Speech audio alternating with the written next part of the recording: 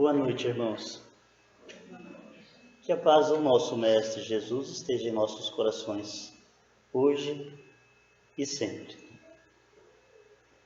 Antes de entrar na palestra propriamente dita, eu queria fazer um meia-culpa, dividir com vocês algumas coisas.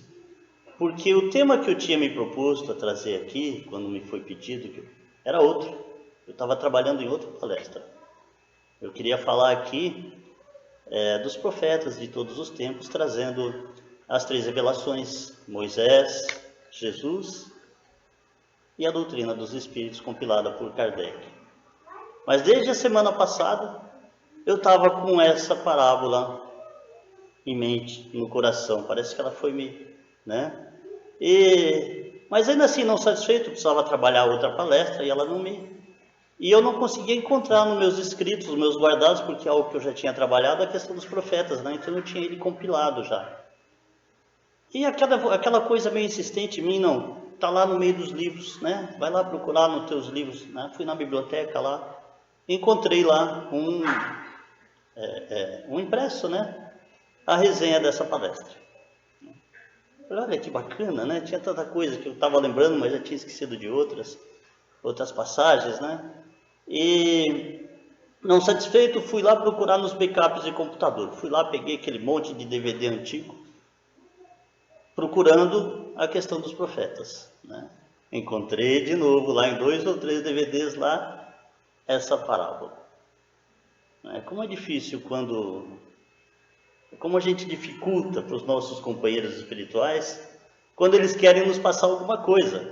Eu já estava cheio disto, eu já estava falando disto, estava transbordando, vamos dizer assim, e querendo falar da outra coisa, e eles me direcionando, Então, sexta-feira eu pedi para que se trocasse, essa parábola. Então, vamos a ela. Que o Senhor nos abençoe. Eis aí. Falando ainda por parábola, disse-lhes Jesus: o reino dos céus se assemelha a um rei, que, querendo festejar as bodas de seu filho, despachou os seus servos a chamar para as bodas os que tinham sido convidados. Estes, porém, recusaram-se a ir.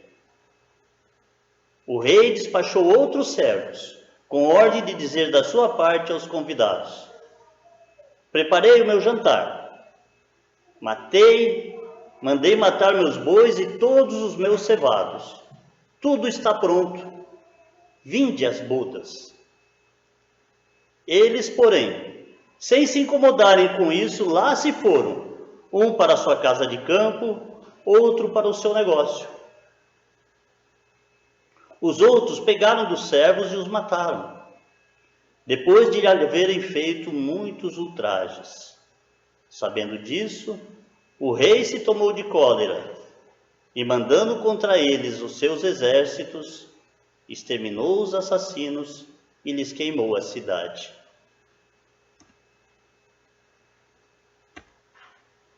Então disse aos seus servos: o festim das bodas está pronto, está inteiramente preparado. Mas os que para ele foram chamados não eram dignos dele.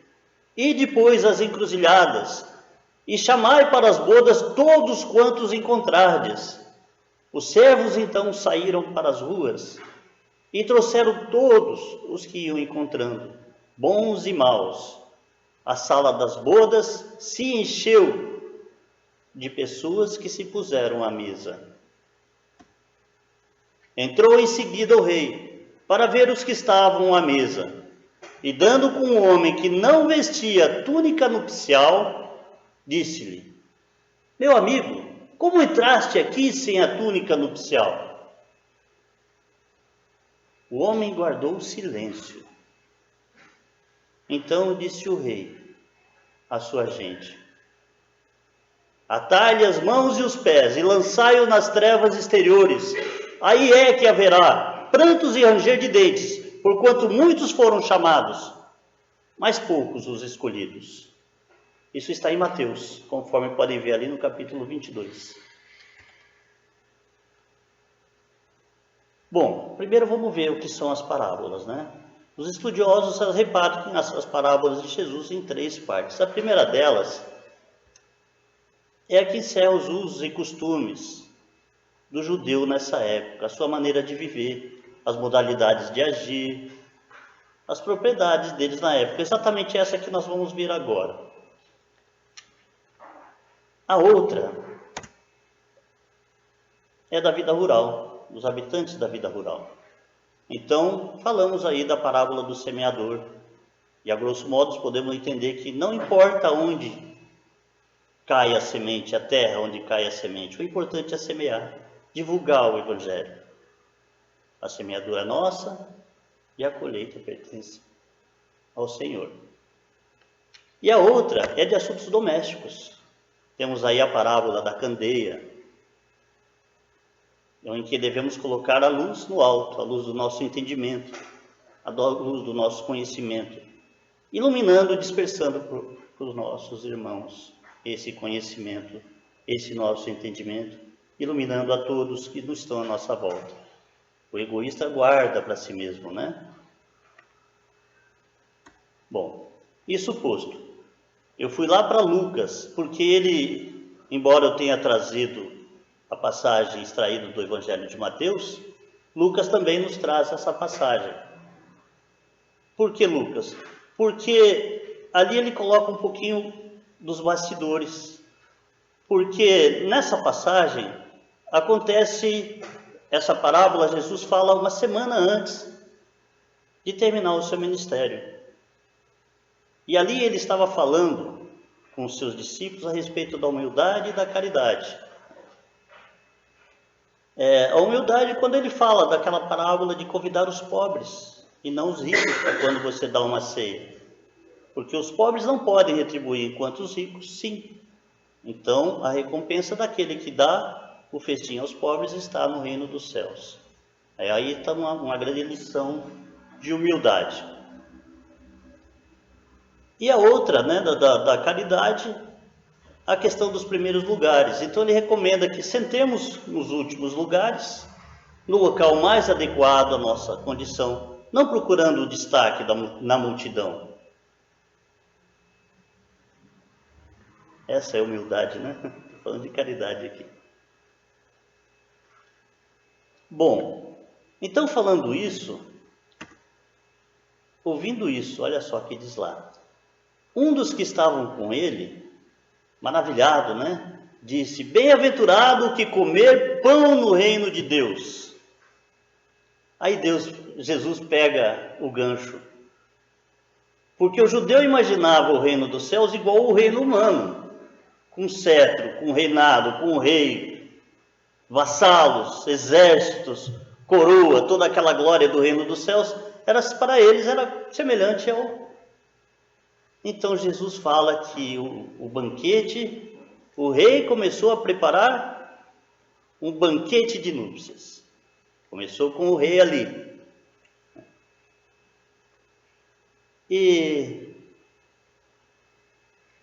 essas bodas eram muito importantes para o judeu, para esse povo hebraico, porque era uma festividade que era preparada desde muito antes. Eles já contratavam seus casamentos desde a mais tenra idade, e preparavam para 5, 10, 15 anos, 20 anos à frente. E já mandavam para os convidados, que já estavam espalhados pelos países próximos, mandavam os mensageiros dizendo, olha, para tal época vai estar pronto, nossos filhos vão se casar e vão preparar uma boda, uma festa de casamento.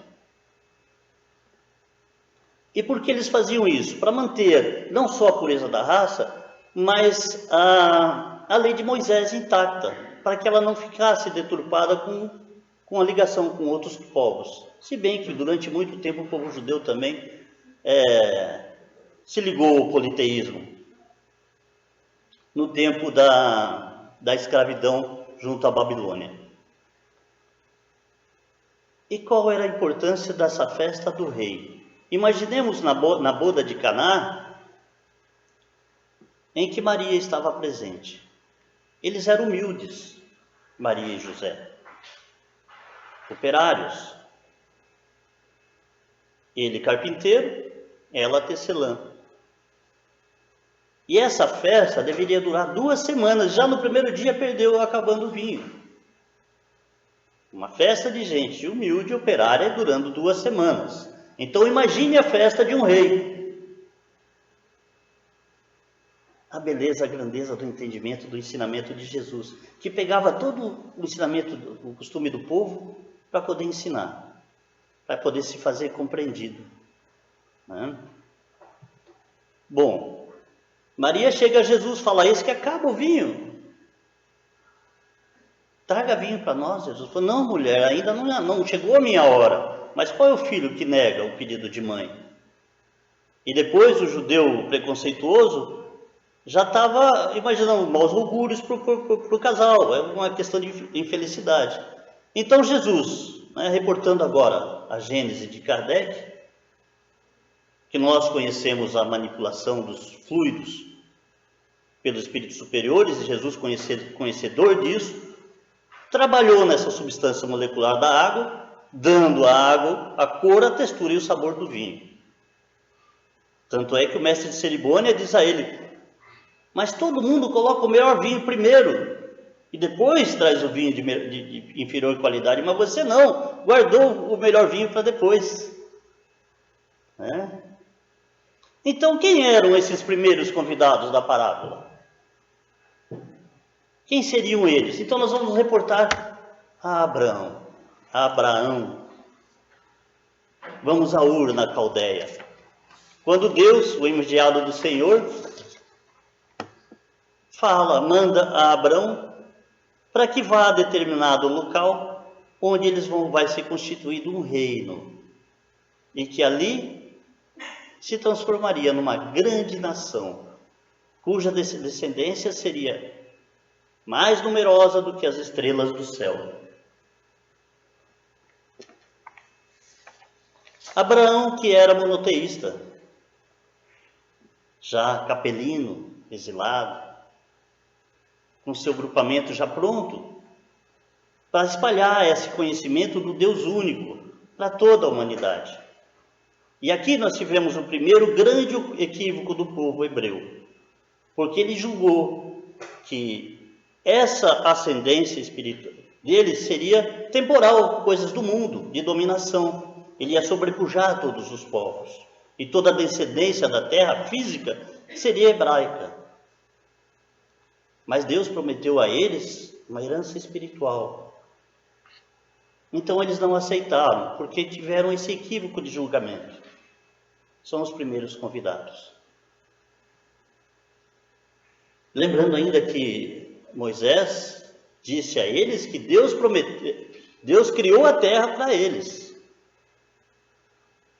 Então se julgavam meio donos daqui, né?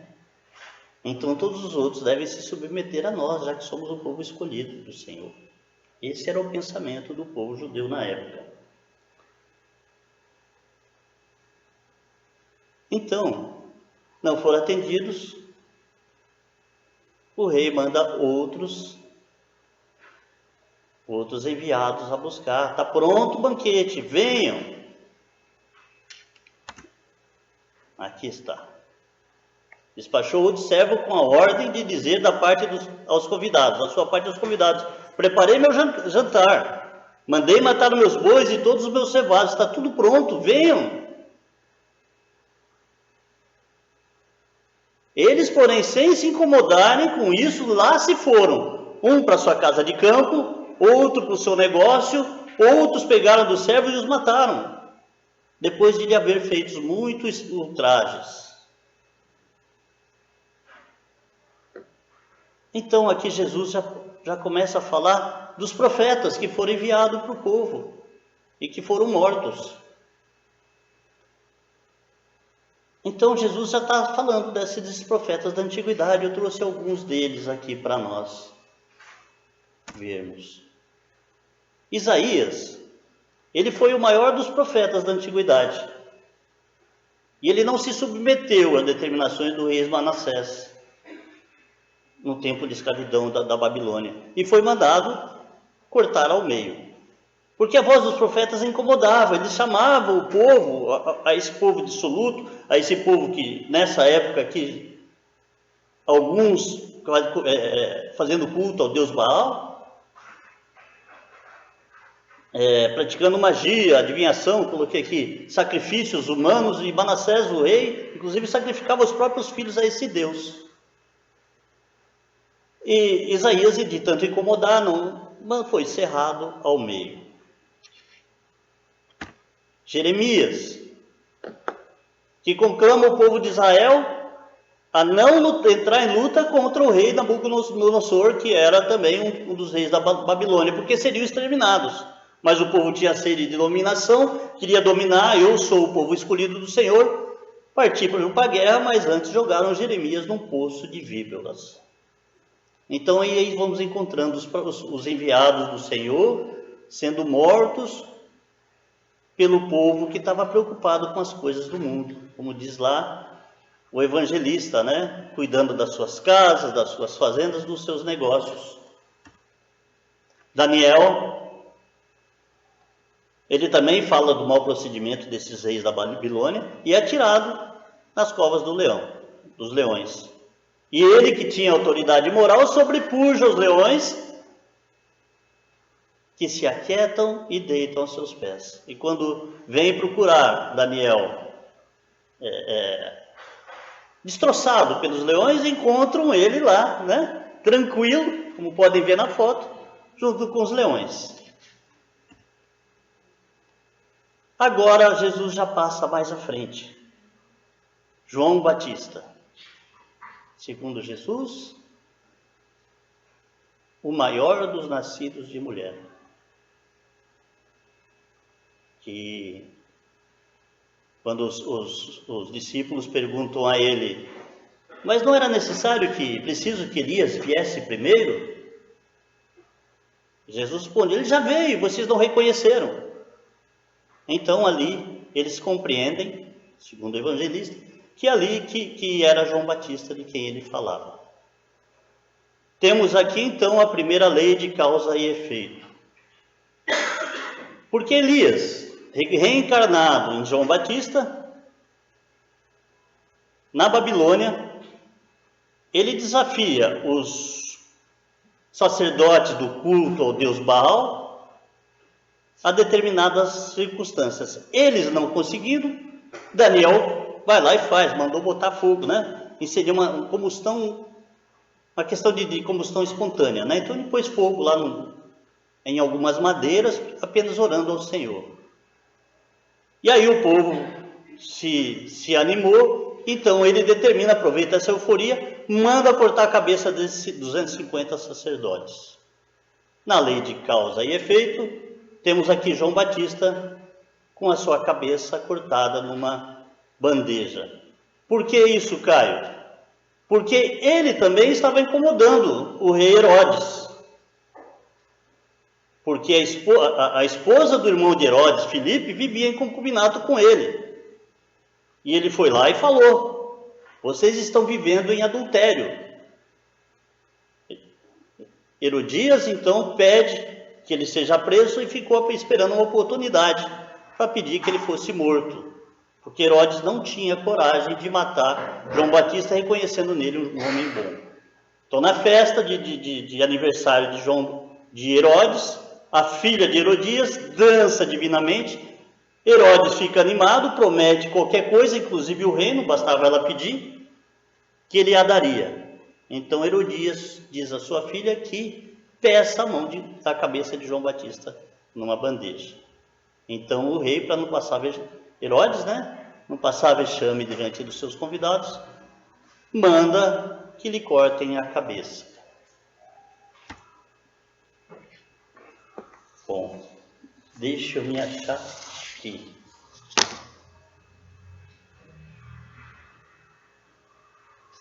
Então, Jesus vendo todas essas coisas, quando ele fala, passado, futuro, ele começa a falar de Jerusalém. Quantas vezes ele falou e chamou esses homens que não tinham olhos de o ver nem ouvidos de ouvir, recusando a esse chamado. Eles que foram os primeiros a terem conhecimento desse Deus único, provedor de todas as coisas.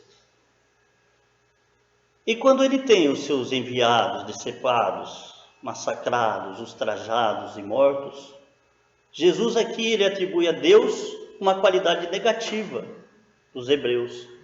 Porque ele, o hebreu, quando contrariado, ele se irava. Ele não aceitava aquilo, né? Então, o que faz Jesus? Deus, aqui no caso o rei, se enche de cólera e manda exterminar as cidades e queimar as cidades daquele povo. Então, falando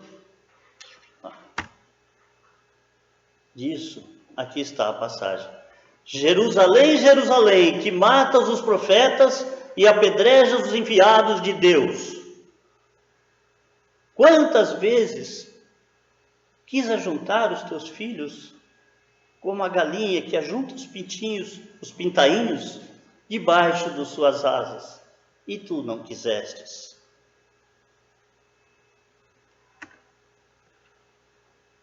E continua falando. Depois Jesus começou a censurar as cidades onde tinha feito um grande número de milagres, porque eles se recusaram a se arrepender. Ai de ti, Corazim, ficou mal ali, Corazim. Ai de ti, Betsaida, que são as duas cidades onde ele mais trabalhou, onde ele fez mais milagres, curou cego, aleijados, leprosos.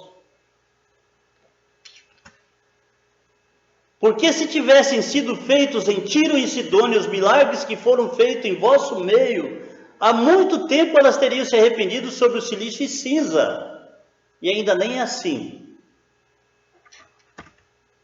Por isso vos digo, no dia do juízo haverá menor rigor para Tiro e para Sidônia do que para vós. E tu, Cafarnaum, serás elevado ao céu? Não, serás atirado até o inferno, porque se Sodoma tivesse visto os milagres que foram feitos dentro dos teus muros, subsistiria até este dia.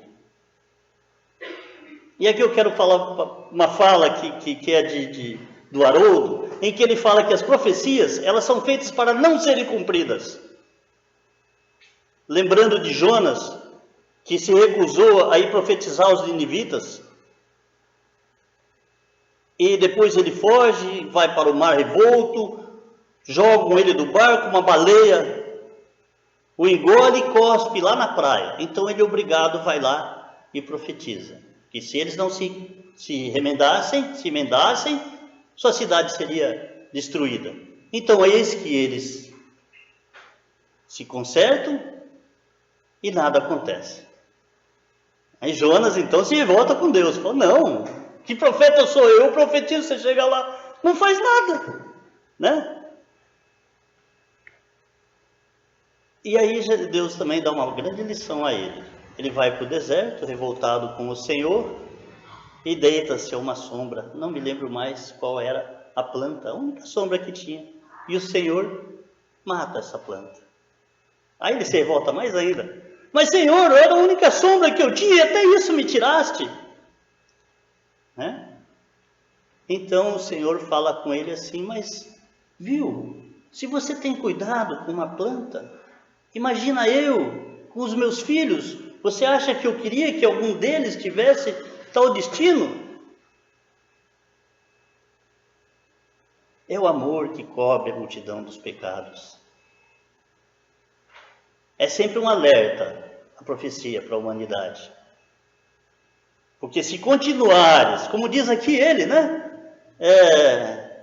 Se Sodoma e Gomorra tivessem visto tudo isso, não teria acontecido, porque teriam se transformado. Então, se transformou, não é mais necessário que o caos aconteça.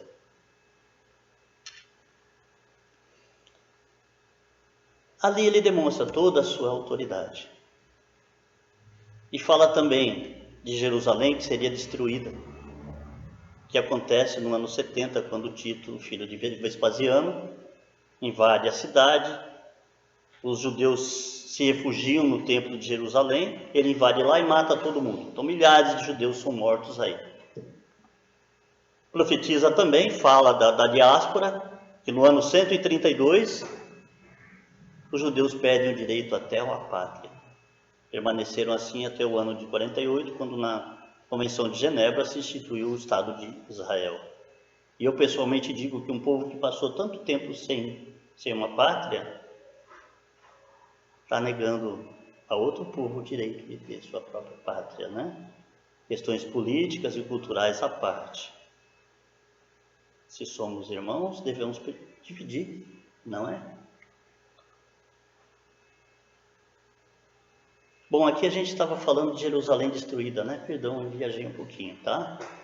Tendo Jesus saído do templo, ia se retirando quando se aproximaram dele os seus discípulos para lhe mostrar as construções do templo. Ele, porém, lhes disse: não vedes tudo isso? Em verdade vos digo que não ficará aqui pedra sobre pedra que não seja derrubada. Eu já falei, né? Vespasiano, Tito, filho de Vespasiano, destruiu todo o templo de Jerusalém. Voltando-se para elas, sim, aí ele fala das mulheres, né? Que choraram por ele no Gólgota. E ele diz então, já profetizando o final, a destruição de Jerusalém. Voltando-se para elas, Jesus disse: filhas de Jerusalém, não choreis sobre mim, mas chorai sobre vós mesmas e sobre os vossos filhos. Porque virão dias em que se dirá: felizes as estéreis, os ventres que não geraram e os peitos que não amamentaram. Aqui também falando da destruição de Jerusalém. Então diz aos servos, porque muitas vezes a gente imagina, não. Tem uma passagem no Antigo Testamento que diz que a salvação vem dos judeus. E veio. Jesus nasceu entre os judeus. Então daqui a pouco nós vamos revisar essa parte aí. Então diz aos servos: as bodas na verdade estão preparadas, mas os convidados não eram dignos. Então vimos aqui que esses convidados, 2 vezes convidados, foram os hebreus. Isso está em Mateus, mas em Lucas é mais duro ainda. Pois eu vos digo que nenhum daqueles homens que foram convidados provará da minha ceia. Já vamos entender isso. Estamos vendo a parábola aos pouquinhos. Então ele diz: e depois as encruzilhadas dos caminhos, e chamai para as bodas os quantos encontrares. Então aqui, Jesus já está olhando lá no futuro, com a chegada do Consolador, onde os espíritos se espalham por toda parte, norte, sul, leste, oeste, entrando em todas as casas, em todas as residências, convidando para esse grande festim. Sabendo e vendo que nessa hora a humanidade estaria sedenta de paz, de justiça, de amor, e se colocam logo à mesa, de tanta sede, essa mesa farta. Toda a humanidade agora aqui já está convidada para essa festa. Não é mais apenas um único povo, mas todos aqueles que compreendem essa mensagem. Mensagem de amor, como diz Jesus, quando ele: amai a Deus sobre todas as coisas e ao próximo como a si mesmo. Eis aí a lei e os profetas. Ninguém pode amar a Deus e aos outros sem amar a si mesmo, sem o auto-amor.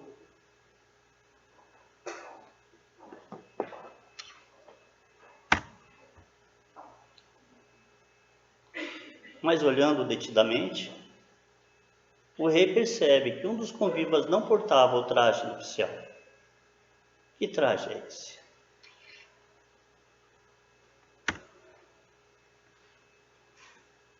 Então o rei disse aos servos: atai-o de mãos e pés e lançai-o nas trevas exteriores. Ali haverá o choro e o ranger de dentes. Essa passagem não devia estar aí. Por que o traje nupcial?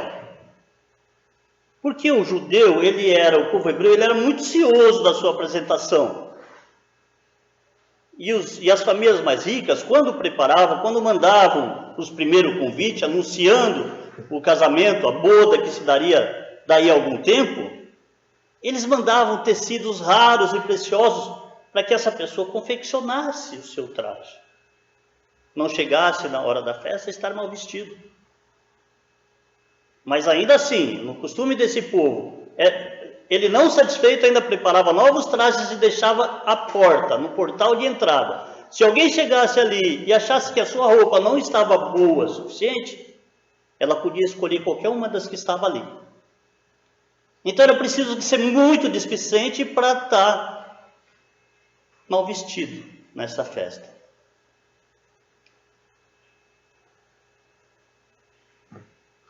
Por que eu disse que não estava ali? Já vamos saber. Aí o Senhor, aí diz o evangelista, que esse convidado fica mudo. Ele não tem o que dizer. Ele desperdiçou todas as oportunidades reencarnatórias através dos milênios, achando que o reino do céu você se conquista por favor. Basta eu aceitar. Conquista-se com trabalho árduo. Então ele diz, toma a única coisa que resta. Atai os pés e mãos, lançai-o nas trevas exteriores, onde haverá o choro das reencarnações compulsórias. Porque o inferno eterno, como assim? A eternidade da pena para um crime curto, temporal, uma passagem curta de uma vida de 40, 50, 60 anos. Então essas encarnações compulsórias, onde o ser humano vai chorar e lamentar as oportunidades felizes que perdeu. E o ranger de dentes daquele que recalcitra, que não se conforma, que não aceita o jugo suave e o jugo leve do Senhor. Aí ele range de revolta, complicando ainda mais a sua situação. E a veste nupcial? Eu tinha separado vários para falar a respeito dessa veste nupcial, mas eu vou me ater apenas a Madalena. Madalena foi aquela que mais se violentou para estar junto de Jesus, porque ela era uma cortesã, uma prostituta, vivia de uma vida dissoluta.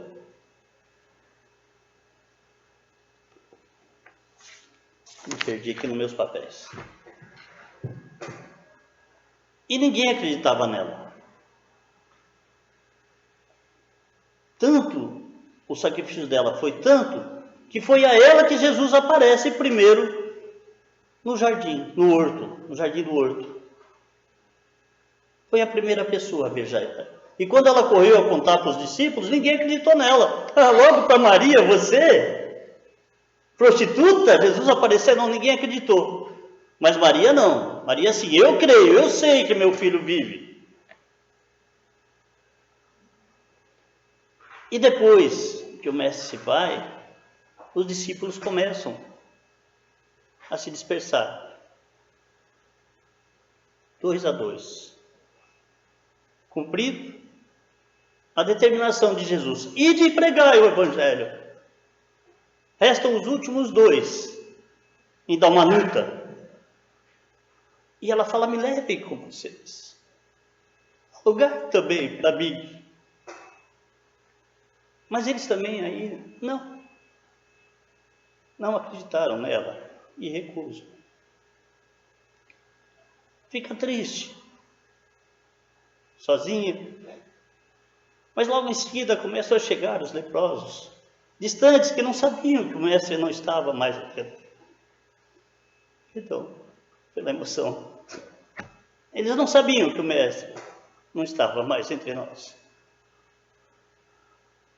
Então ela começa a compreender que era essa missão dela, que Jesus queria que ela tivesse essa, não era mais a divulgação, mas era esse trabalho de amor. Então ela vai com eles para o vale dos leprosos. E lá ela contrai lepra também. Ela se lembra então da única pessoa que acreditou nela. E vai procurar Maria, já nos seus últimos dias. Mas não consegue chegar. Começa suas forças a terminar nas portas da cidade.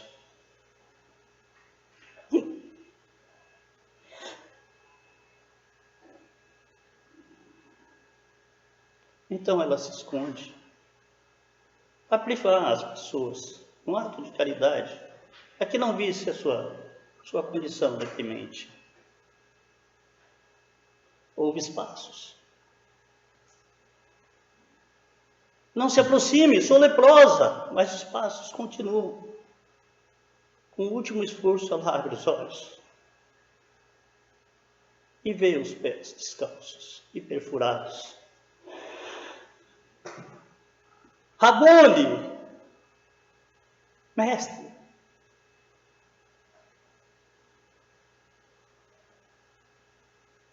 Sim, Madalena, passaste pela porta estreita. Passaste pela porta estreita. Limpaste o teu perispírito das imundícies do passado. Agora trazes contigo a alma branca, translúcida. Essa é a veste nupcial que nos fala o Senhor. Essa túnica de amor em que nos limpamos pela entrega e dedicação ao próximo. Um ato de renúncia a si mesmo. Muito obrigado.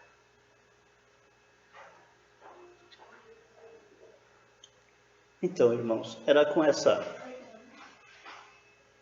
lembrança de Madalena que eu queria coroar esse estudo. Muito obrigado. Que o Senhor nos abençoe.